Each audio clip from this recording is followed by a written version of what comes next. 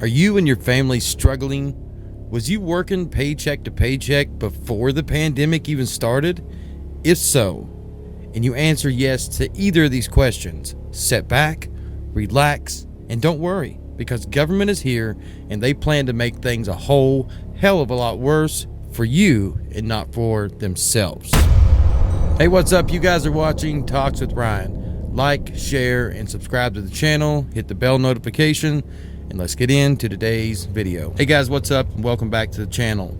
There's all these governors across the country that are beginning to lock down again.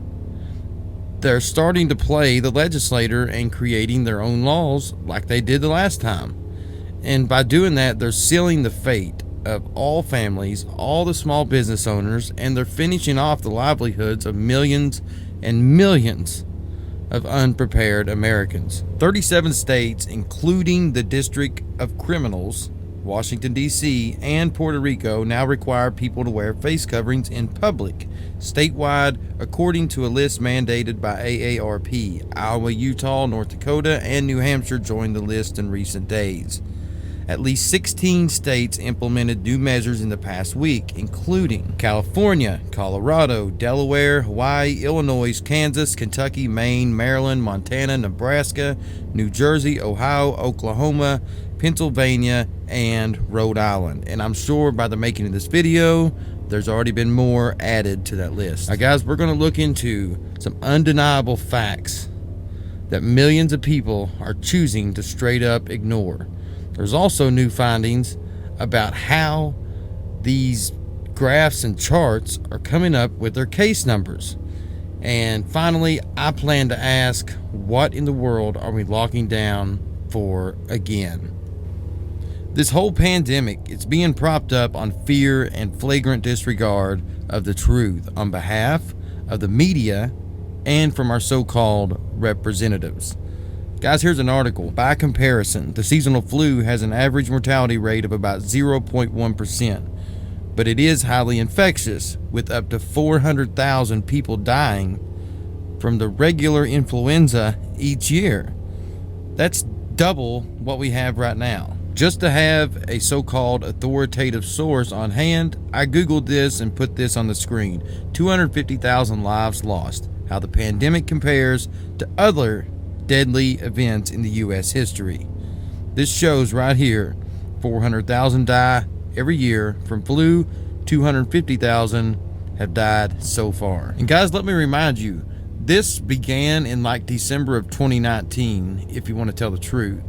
And we are very close to December of 2020. So therefore, 250 deaths have accumulated in the United States in over a 12-month period, whereas the regular numbers show 400,000 die in the regular 12-month period. Here's another article from World News. Now guys, I use these so-called authoritative sources because, you know, if they're coming out and saying this, it's not just me. It's not just some conspiracy guy. Now this article reads that compared to the current virus, that MERS and SARS had a higher death fatality rate. Researchers discovered that MERS had a 65% fatality rate. Guys, the virus we have right now has a 0.043% fatality rate. I mean, it's common sense. The powers that be know that the majority of the people do not know or even care to know or even care to sit back and compare these differences in these so-called inflated viruses. Now, if you compare it to the viruses that have came and went, when you look back and look over the main cause of all this, it's control. It's got to be about control because the numbers just simply don't add up. This next one is a very big one. It's one that I pick at constantly, and it's tuberculosis. Globally, tuberculosis in 2018 had an estimated 10 million people that contracted the disease. Out of that 10 million people, 1.5 million of those people passed away, therefore giving that virus a 15% fatality rate. This is huge. We've never wore a mask for it. We've never social distanced for it. We've never locked anything down. We've never closed businesses. We've never crashed the economy.